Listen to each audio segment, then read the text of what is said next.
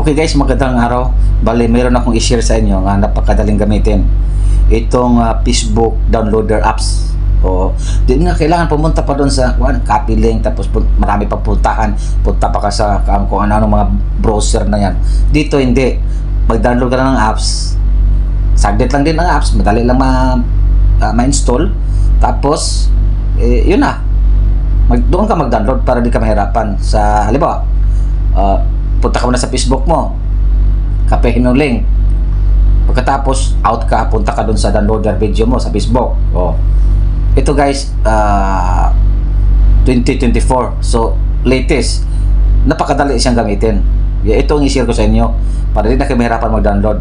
Mayroon yung mga paborito movies, mabuting mga paborito yung mga action, ano pa dyan, mga drama, mga funniest video, i-download nyo sa gallery nyo, napakadali.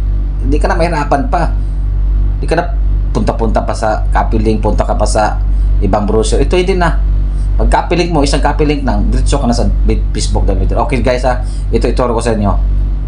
Guys, ganito lang ituro ko sa inyo. Napakadali lang ito. Wala ka na marami pang puntahan kung ano pang browser na yan. Ito napakasimple.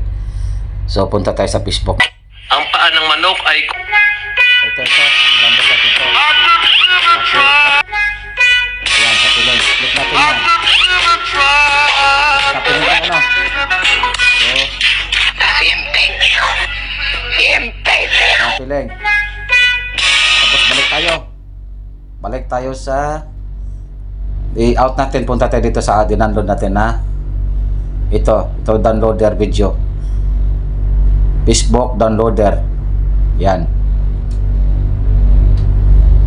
Ito guys, kita nyo yung sa taas, yung bilogan natin.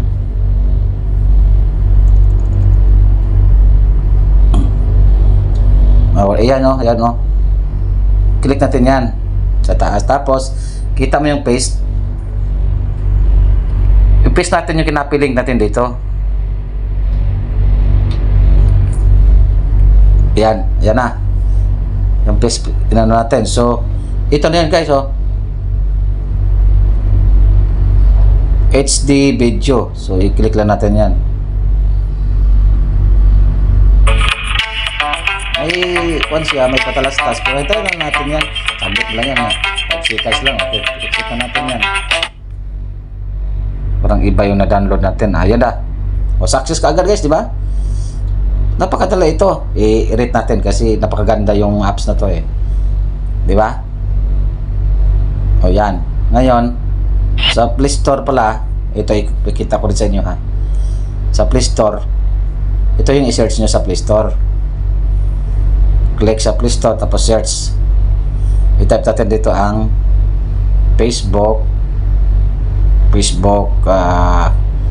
downloader. Ayan na, Facebook downloader Click natin yan.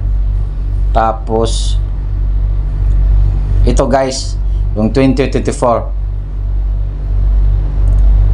Dali lang para hindi mabilugan. Ayan. Itong Facebook na to ang i-download nyo. Ayan ang gamit ko, napakaganda. Madali lang yan guys. Madali lang siyang gamitin. Wala ka nang marami pang puntahan kung ano-ano pang browser na yan. Ito saglit lang, kita nyo naman, di ba? Napakadali lang guys. So, maraming salamat sa pagpapanood sa inyo sa video ko na to.